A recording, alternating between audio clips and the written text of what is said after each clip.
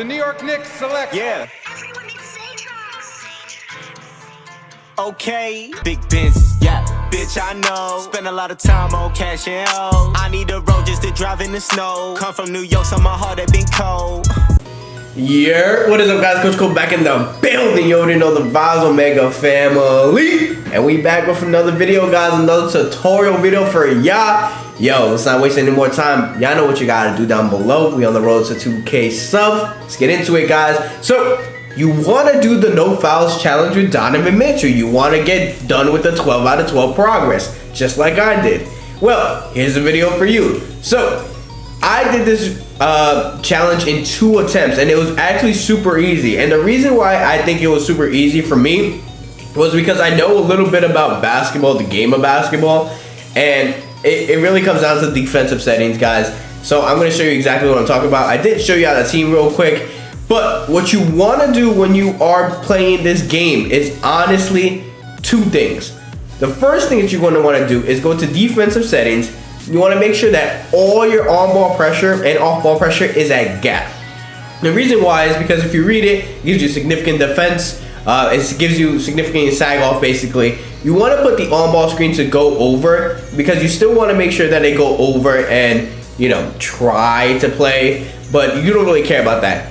The other thing that you want to do, guys, is want to make sure that you put no hedge on all the hedges. And the reason why you do that is because if you read it, the hedge defender will drop down to drive, right? When you do that, they're giving them a wide open 3. And low key, you want those wide open 3s. You're trying to avoid any dunk animations, any layup animations from the CPU, because then your players have the chance, not 100% guaranteed, but the chance to foul, and you don't want to do that.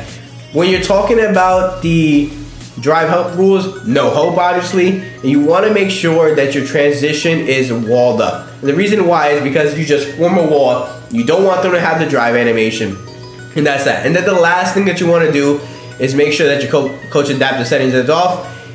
Help defense is at 0, and run play frequency is at 0. The reason for this is because sometimes you will see the CPU trying to draw up a play for you, like the quickest 2K play possible, because you could get a chance at an illegal screen if you are playing current gen. Now, this method works better on next gen because I am a next gen player, so I can verify that it's done and it's been done. I've played current gen here and there just to test tutorials. This has worked on current gen, but I have seen that a lot of the time you can get an illegal screen on current gen from other videos that I've seen. So please, please, please, please make sure that when you are doing this, not to go crazy with the screening. So what you want to do basically when you are playing this game, same thing as every other game, you're just gonna dribble out the shot clock, make sure you get a good shot.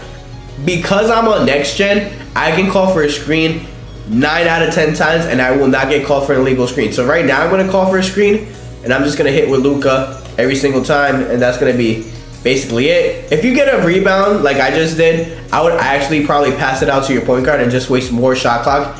But what you're gonna do here now is, as you see, I have Michael Jordan. I'm gonna on-ball defend him, and then I'm just gonna make sure that I am the flopping animation to make sure that he is not trying to actually defend the player. Because if he does, and he gets an accidental foul, you gotta restart the challenge. So I'm gonna wait till about the 9-second mark, and now I'm gonna call the screen. Luka's wide open. Rinse and repeat, guys. Rinse and repeat. I'm telling you guys, these settings work. Luka Doncic, pull up 3. Simple as that. One more thing that you really want to make sure that you keep in mind as you do this challenge. When you go to your lineups, right, you want to make sure that every single one of your players has a foul tendency of 5. And the reason why you want to go to your tendencies is because if you do not have these tendencies, it will be harder for your players to not get those fouls. So Luka Doncic actually has a 54 foul tendency. That's actually awful. But if I'm looking at someone like Michael Jordan, real quick with his tendencies, his foul tendencies are 5. You want to make sure that if you have any dark matters on your squad, and if you don't, try your Galaxy Opals, they have a foul tendency of 5, because that is probably the best chance you have to make sure that you complete this challenge. And that's pretty much the secret sauce, guys. Make sure you're wearing out the shot clock. Make sure you're adding those settings, because those settings are so important. I repeat, so important. And make sure you have players that have a 5 foul tendency. That's basically it, guys. If you need any more instruction, please just comment down below what you need guidance on and let me know. This is Coach Kobo signing out. And I'll catch you in the next one, guys. Omega family. Peace.